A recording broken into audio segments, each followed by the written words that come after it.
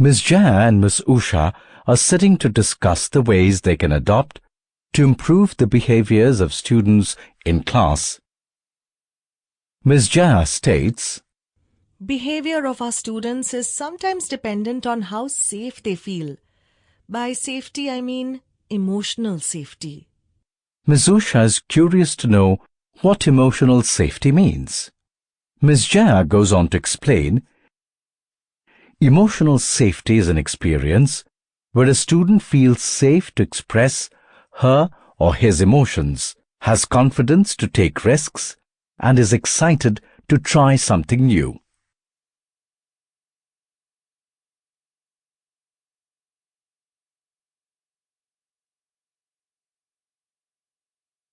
Now Ms. Usha wants to understand the ways in which an emotionally safe environment can be created.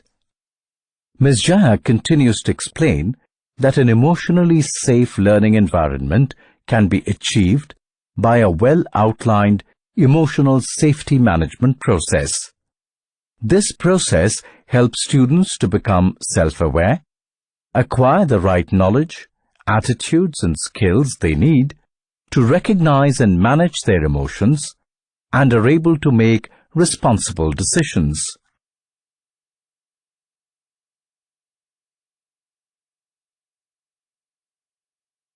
Ms. Usha worriedly informs that there are times when some of her students seem sad and helpless. Ms. Jaya says that these students are probably undergoing post-traumatic stress disorder.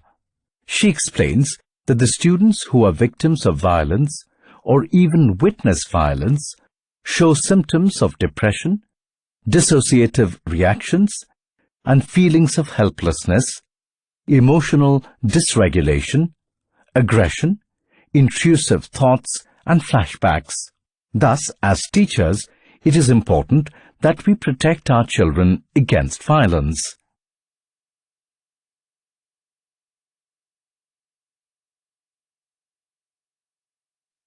Ms. Usha wants to understand the different kinds of violations our students are prone to in school. Ms. Jaya then goes on to explain the 3 different kinds of violations. They are corporal punishment, verbal abuse, and bullying. Click each image to know more.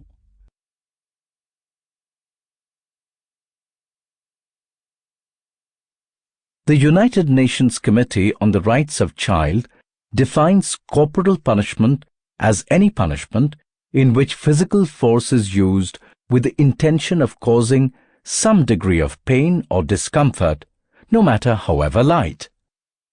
It is one of the cruelest forms of punishment and mostly involves physical acts like hitting, smacking, slapping, or spanking children with the hand or with an object. It can also involve kicking, shaking, or throwing children, scratching, pinching, biting, pulling hair, or boxing ears. Ms. Usha is concerned that such punishment might humiliate and scare children. Ms. Jaya readily agrees and adds that corporal punishment is indeed derogatory. Verbal and emotional abuse is just as damaging as physical abuse. Verbal abuse can range from name-calling, mean comments, mocking, teasing, insults related to race, gender, and disabilities, to threatening and ridiculing. This in turn makes students feel uncomfortable and breaks their self-esteem. Ms. Usha then mentions that many students who are overweight or wear glasses are often ridiculed by their peers. Ms. Jaya remarks that indeed this has become very common and that students should be taught that verbal abuse is not acceptable. Ms. Jaya then explains the 3rd kind of emotional violation. Bullying in schools leads to a negative impact on our students' mental health. It can range from spreading rumors to isolating someone, rejection, denial of communication, hurtful gossip, and intimidation using gestures. Ms. Jaya then asserts that in every case of bullying, intimidation or isolation, there are typically three key entities, namely the victim, the bully, and those who stand by. Each one of them gets affected negatively by bullying.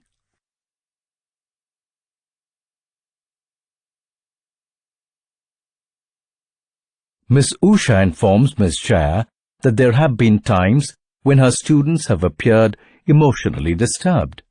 She wonders if these violations might be the reason behind such occurrences. Ms. Jaya explains that indeed there are several forms of emotional disturbances that can occur in students as a result of these violations.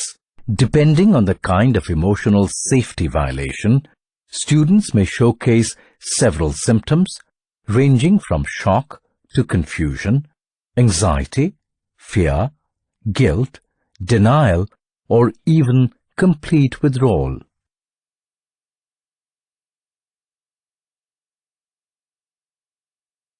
Ms. Jaya says that the impact of emotional violation on students can be alarming based on the kind of treatment they have undergone. She asks Ms. Usha to answer a question in this regard. Ravi creates a lot of nuisance in the class. He hits everyone and makes fun of them. A junior teacher comes up to you and confesses that the right way to bring Ravi under control is to slap him tightly whenever he is being naughty. Which of the following reasons do you state for not using corporal punishment? Select the correct option and select Submit to review the feedback on your selection. Correct. It is cruel and degrading. Ms. Jaya says, As we were discussing initially, there are several behavior modification techniques that we can adopt to improve the behavior of our students in class. Ms. Usha asks, What do these techniques do? Ms. Jaya informs that these techniques emphasize on the idea that behavior can be altered through punishment, reward, and reinforcement. She then goes on to explain the different behavior modification techniques. Click each tab to know more. The first method is positive reinforcement. Positive reinforcement pairs a positive stimulus with the desired behavior. For instance, a teacher may reward the student with stickers for doing a good deed or helping others. The second method is negative reinforcement. This method is the opposite of positive reinforcement, where the pairing of behavior is done with the removal of a negative stimulus or something unpleasant. For example, stop nagging the child about his food habits when he or she starts eating lunch without throwing tantrums. The third method under behavior modification technique is punishment. Punishment is a method that solely weakens the behavior by pairing an unpleasant consequence with the behavior. For example, if a student does not complete the homework, she or he is made to wait after school hours to complete the incomplete task. The fourth method is aversion. It is the method of pairing a strong, unpleasant stimulus with an unwanted behavior in order to eliminate that behavior. For example, in order to prevent young students from developing the habit of chewing tobacco, disturbing images of the consequences are shown.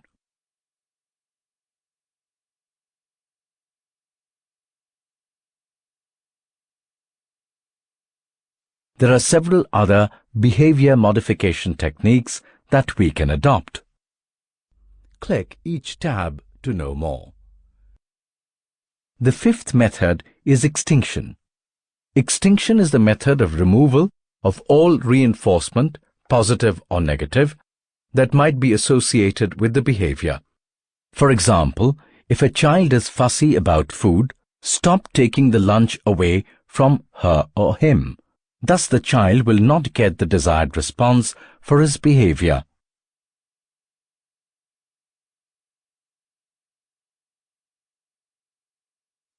The sixth method is particularly concerned with understanding the underlying problem and its remote causes, instead of just the irregular behavior. For example, a student may be reluctant to attend school if he has examination anxiety.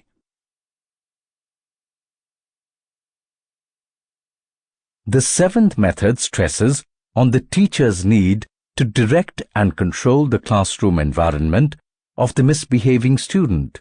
Under this method, the teacher should make efforts to let the students know that she or he is in charge of the whole class. This will help them understand that they are being strictly monitored and nothing is being unnoticed. Apart from the behavior modification techniques, our schools should undertake to circulate the message that bullying is strictly prohibited inside the school premises. Moreover, it should be emphasized that anyone who is found guilty of bullying will not go unpunished. Schools should also constitute an anti-bullying committee under the guidance of senior leaders and support group.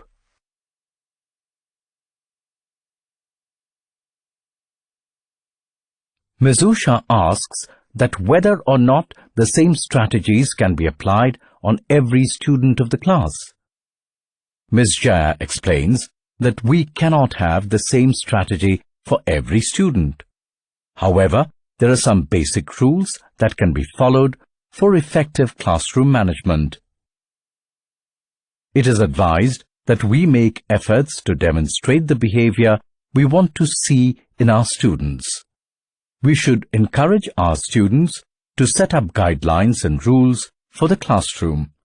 We should document the class rules and put them up on display to help students remember and refer to them. We should challenge the eager learners of our classroom with some higher-order thinking problems. We should reward the deserving student at the end of each lesson in front of the whole class so that other students are motivated to participate and perform well. Last but not the least, we should always address bad behavior at the earliest, as our failure to act in time will not only result in poor behavior, but also lead to several difficult situations that might be tough to tackle. Ms. Usha shares that it is often challenging for her to maintain an effective learning environment when students are frustrated, angry, or aggressive in the class. Ms. Jaya calmly explains that there are several anger management techniques that can be used as a prevention tool to improve the learning environment in class. Ms. Usha is now curious to know about the anger management techniques. Ms. Jaya then goes on to explain. Select the arrow to navigate through the slideshow. To start with, we should teach problem-solving skills to our students. We should help students to identify the reasons of their anger and help them understand the difference between anger and aggression. We should stress on the importance of listening and help them to understand others and their feelings. Additionally, let them know that you understand them and their feelings. We must ask our students to think of different ways to solve the problem that makes them angry. We should also encourage students to avoid situations that cause anger and prepare them for situations that may be unavoidable. We must advise everyone to think before reacting. Encourage the students to slow down and think before reacting. Make them aware of the consequences of their actions. In fact, teaching children the techniques of assessing the situation before acting can reduce the anger.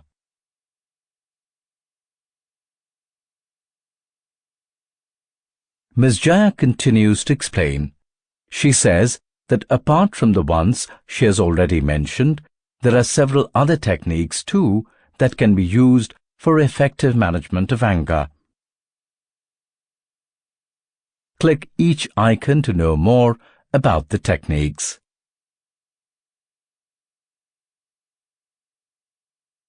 We must teach our children to evaluate their own actions. For example, you may ask them to analyze whether their action in the moment of anger was right or unwanted. Several relaxation training methods can be used to ease the mood, like asking students to close their eyes and sit with their shoulders relaxed. The use of humor can also act as an effective way to deal with anger. You can help in diluting tense situations by seeing the anger in a humorous light.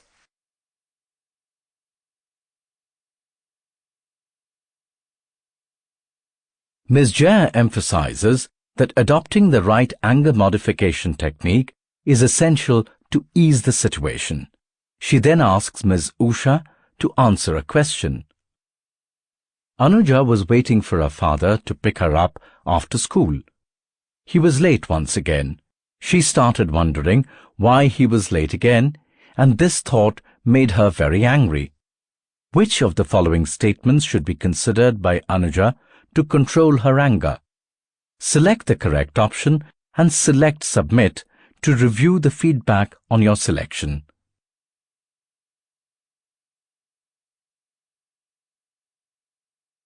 Correct.